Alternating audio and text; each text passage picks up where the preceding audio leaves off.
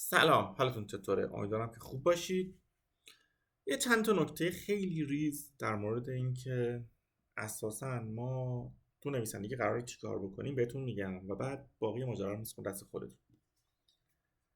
یه خبر خوبی هم که دارم اینه که یه پلیلیست درباره جستار روایی به زودی منتشر میکنم توی همین کانال و میتونید آروم آروم همراه من با اون جستار نویسی همراه بشید. اما نکتهش اینه که اگر نویسندگی بلد نیستید یا مثلا فکر می‌کنید نویسندگیتون در حدی نیست که بتونید اون جستارها رو با هم نگاه بکنید، خیلی نگران نباشید، چون تو اون مجموع جستار نگاه هم اینه که آدم‌ها از صفر صفر صفر میخوان شروع بکنن و دنبال کسایی میگردم که بخوان یه چیزی رو واقعا از صفر یاد بگیرن. دلیلم هم اینه که خب ما توی این حوزه، توی فضای رسانه و فضای اجتماع، فضای کتاب، فضای وبلاگ نویسی محتوا کم داریم. اولا که خیلی این حوزه رو نمیشناسن، اصلا این حوزه رو نمینویسن، و بعد اینکه جزءهای دیگر رو هم میتونیم آروم آروم کنار دست هم دیگه یاد بگیریم. اولین نکته که تو نویسندگی باید بهش دقت بکنید اینه که تکنیک کافی نیست. من بارها به دوستان خودم، حتی به کسانی که میان سر کلاسای من، بهشون میگم آقا، تکنیک نویسندگی کافی نیست. من اینکه بدونم جمله ها چطوری ویرایش میشن، علامه نگارشی کجا قرار میگیرن، نمیدونم فعلا چجوری انتخاب میشن، اینا برای من کافی نیست. من باید بدونم که چجوری از این دانشم استفاده بکنم. این هنر استفاده از تکنیک های نویسندگیه که برای ما لازم، و یا همه این تکنیک ها توی کتاب ها هست و کلی ویدیو میتونید نگاه بکنید که این ویدیوها توش درباره نویسندگی صحبت شده، کلی دوره میتونید تهیه بکنید. ولی من توی این کانال میخوام درباره چیزایی صحبت بکنم که در ادامه براشون هم حتما دوره آموزشی خلق میکنم و کارگاه آموزشی هفتگی برگزار میکنم و اصلا نگران این موضوع نباشید. ولی برای شروع، برای اینکه بفهمید اصلا من میخوام چی کار بکنم، یه نکته رو بخوام بهتون بگم. من نویسنده نگاه خودم رو به دنیا دارم. من به عنوان یک هنرمند، به عنوان یک فرد اصلا توی این جامعه، اصلا یه آدمی هستم که توی این جامعه زندگی میکنم. خب من نگاه خودم رو به دنیا دارم. من نمیتونم اونجوری نگاه بکنم که بغل دستی نگاه میکنم. من با توجه به تجربیات خودم، زندگی خودم، شرایط زندگی خودم و خواسته های خودم از دنیا یه جوری به زندگی نگاه میکنم که شاید خیلی نگاه نکنم.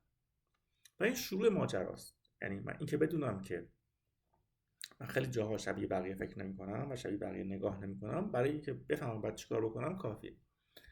خیلی ها دنبال من که الان چی میفروشه، چی ترنده، چی رو بورسه، چی فلانه. همون چیزایی که ترنده، همون چیزایی که الان رو بورسه، من نویسنده باید با نگاه خودم بیانش بکنم و بیان من نویسنده و زاویه دید من نویسنده به اون ماجرا از خود اون ماجرا مهمتر. و چیزی که یک نویسنده رو از آدم معمولی جدا میکنه نگاه من به دنیاست. مثلا یه مثال میزنم تا در مورد این موضوع با هم دیگه بیشتر کنار بیایم.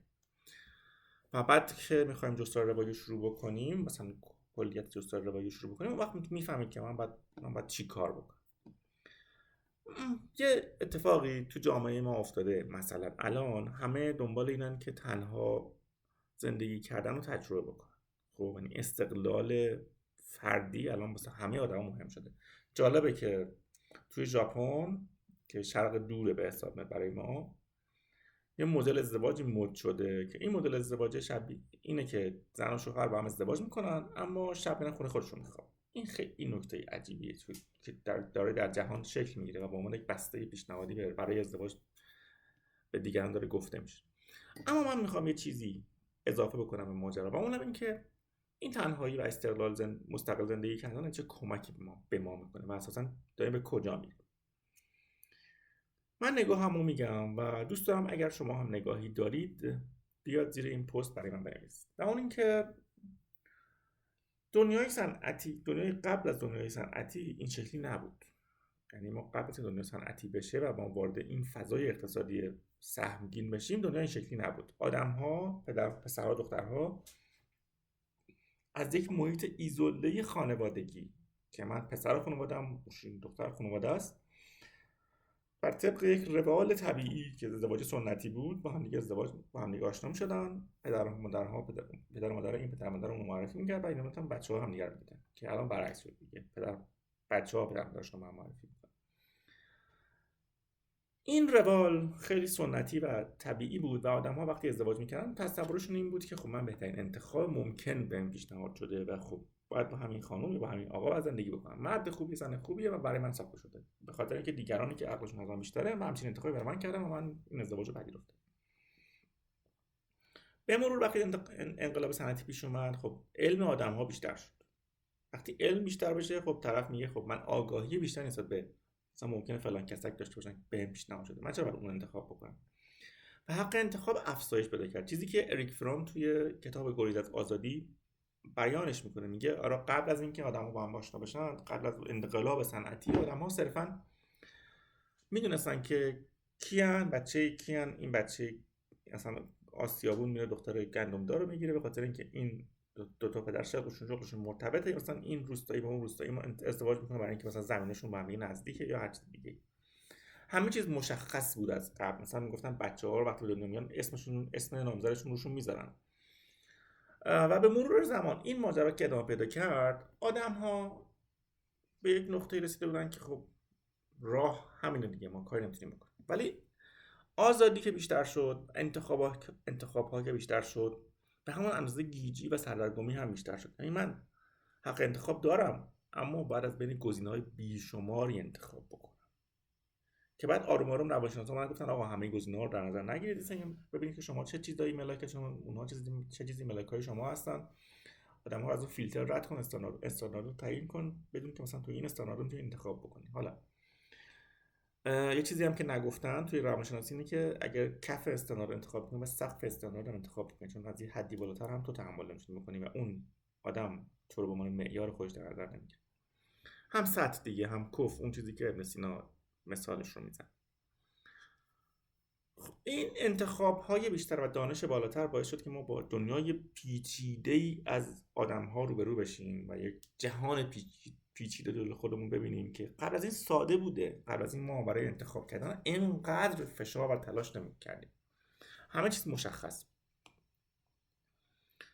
معدود ازدواج‌های عاشقانه‌ای هم که وجود داشته، مثلا معدود عاشقانه‌هایی هم که وجود داشته، مثل خسرو و شیرین و لیلی و مجنون، اگه در کنه ماجرا و کنه قصه نگاه بکنید، معمولا عشق در عدم وصال بود. یعنی آدم ها اگر هم عاشق می شدن، عشق معناش نرسیدن بود، چون عاشقی در اون دنیا معنایی نداشت. ولی الان قضیه فرق کرد، هم دنبال ازدواج و عاشقان و رابطه عاشقان و اینا هست. این استقلال باعث شد که من بتونم یه تایمی کوتاه برم توی خونه مستقل از پدر مادرم زندگی بکنم، خودم رو به عنوان یک آدم عادی بشناسم. مثلا این مصطفی مردانی کیه؟ مثلا میخواد با یک کسی دیگه زندگی کنه، با یک غریبه قرار زندگی بکنه، آیا تو زندگی خودش رو میتونه تحمل بکنه؟ به قول دکتر هولاکویی میگه آدم چرا خودکشی میکنن؟ چون اگر یک کپی از خودمون بگیریم با خودمون بذاریم توی خونه، با خودمون نمیتونیم زندگی بکنیم، چون یه آدم حفش غریبه. و این استدلال درستیه که آقا اصلا تو میتونی با خودت کنار بیای که بخوای یه غریبه رو هم بیاری تو زندگیت. و این چیزیه که تو دنیای امروز رواج پیدا کرده.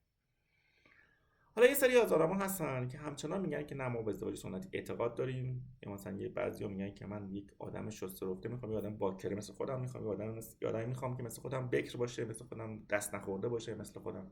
از این حرفا تو دهه 60 هنوزم هست و زیاد. این فکر تعجب نکنید اگه دهه 70 دهه 80 هستید، این حرف تو دهه 60 تو خیلی از دخترها و خیلی از پسرها هنوز که مجرد موندن هنوز هم هست. و این چیزی نیست که ما بتونیم باهاش به ازدواجی تو دوره امروزی بنا بکنیم، چون این تعداد آدم هایی که الان مستقل زندگی میکنن و دارن تو خونه خودشون زندگی میکنن خیلی زیاد شده. من یه دوره کلاس زبان میرفتم، ما که 18 سالم بود، حدود مثلا میشه 23-4 سال پیش. خب و یه آقای اونجا میومد میگفتش که ببین آدم، یه مرد، من آمدم تهران دارم کار میکنم و دارم درس هم میخونم، خب یه مرد باید از 24 سالگی به بعد از خونه پدر مادرش بیاد بیرون، چون از 20 و چند سالگی به بعد دیگه پدر مادر تحمل بچه رو ندارن. این یه واقعیت. اگه یه سنی بیشتر پیش پدر مادرمون باشیم، پدر مادر ما دست ما شاکی میشن، آقا خونه زندگی میخوام توش تنها باشم، مثلا نمیدونم میخوام مهمون دعوت کنم، تو چی میکنی مثلا؟ تو مهمونای خودت داری، دوستای خودت داری، اونا رو میخوای دعوت کنی اینجا، اصلا یک داستان میشه. در کل ماجرا میخوام یه چیزی بهتون بگم و اونم این که دنیای صنعتی آدم‌ها رو به سمت استقلال هل داده، نه اینکه خواسته بشر باشه. هل داده. اگه خیلی هنوز بخونن که خونه پدر مادرشون زندگی کنن میکنن، اما چون دنیا به اون سمت رفته، ما به اون آزادی بیشتری رسید. خلوت‌ها بیشتر شده، اتفاقا بیشتر شده و خب سبک زندگی رو تغییر کرد. یه چیزی این وسط تو نویسندگی مهمه و اون هم این که یه اتاقی از آن خود داشته باشی، یک میزی از آن خود داشته باشی، یک جایی برای نوشتن داشته باشی، اونجوری که ناصر تقوایی تو فیلم کاغذی بی خط میگه. یعنی اون شخصیت ها باید بتونن یک جایی داشته باشن که توش زندگی بکنن، مثلا روی میزی، روی کاغذی، روی فضایی، و اون فضای توش وقتی وارد فضای اون کاغذ میشیم و فضای اون نوشته میشیم، ما میتونیم اونجا داستان رو بنویسیم. یه نکته‌ای وجود داره این وسط و اون این که این آزادی عمل تو نویسندگی هم وجود داره.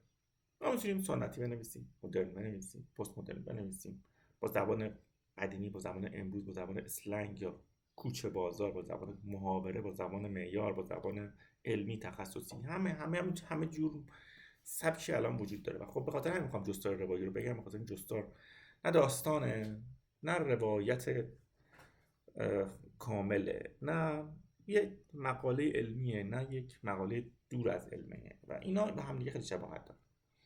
یه چیزی این وسطه که هم من میتونم با یک زبان عادی مطالب علمی رو بگم، هم یه چیزی هست که آدم‌های غیر عادی هم میتونن بگن که این یک مبنای علمی داره، آدم‌های علمی هم میتونن بگن این مبنای علمی داره، به زبان ساده‌تری گفته شده همین.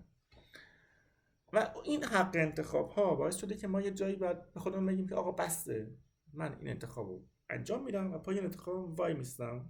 این چیزیه که ما تو دنیای امروز کم داریم. یعنی من میتونم بگم که من داستان نویس هستم، خب ولی انتخاب های دیگه هم دارم. جستار روایی میتونم، مثلا جستار توصیفی، جستار گزارشی، جستار مقایسه‌ای، همین جستارها رو دارم. 12 مدل 16 مدل جستار دسته‌بندی شده، توی دسته‌بندی های مختلف وجود داره که من حالا همشون نمیپردازم، فقط جستار روایی انتخاب کردم چون هم به داستان نزدیکه، هم به چیزی که من خودم میخوام بگم و خب جستار مورد علاقه خودمه.